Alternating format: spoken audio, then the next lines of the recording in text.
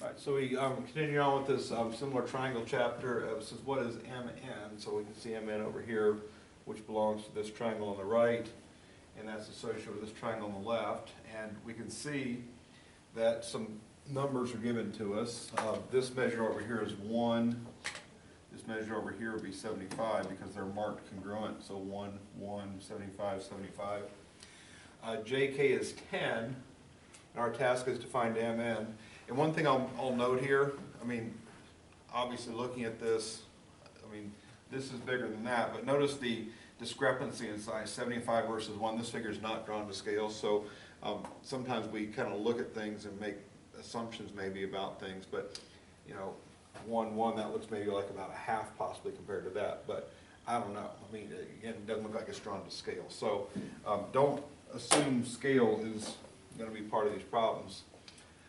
There is a relationship, though, between the two triangles, so if similarity exists, it exists. The numbers are what's not to scale in this picture.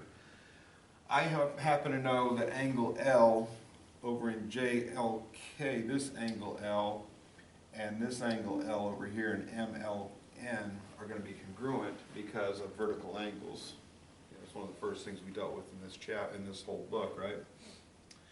And we know, since these sides are congruent and those sides are congruent to each other, that there's a common ratio between 1 and 75 and 1 and 75. So again, if I'm just looking at these two triangles as far as similarity is concerned, I'm looking at 1 over 75 is equal to 1 over 75, obviously, because this side matches up with that side, and this side matches up with this side.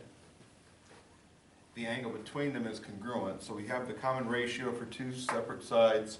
The included angle for both those sides are congruent, which means by side angle side similarity, I know that triangle JLK must be similar to triangle MLN.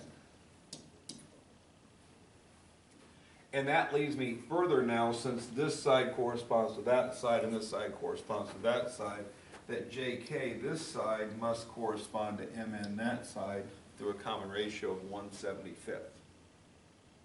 Okay. The small measure, which we don't know, over the big measure, which we do know, should equal 1 over 75. So, x over 10 should equal 1 over 75.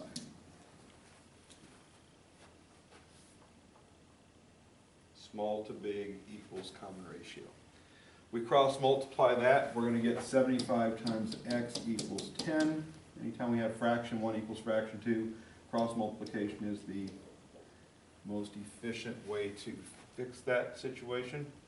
Divide both sides by 75.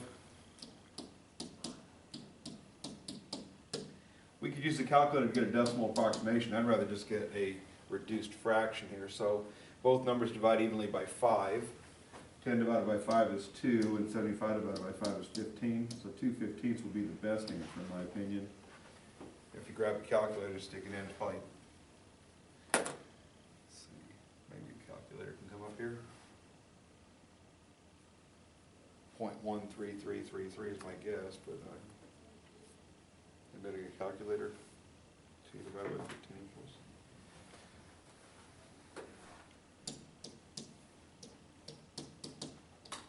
I'm going to go with my guess of 0.133 because my calculator's not open. What am I supposed to be dividing? 2 divided by 15 is how you enter your calculator.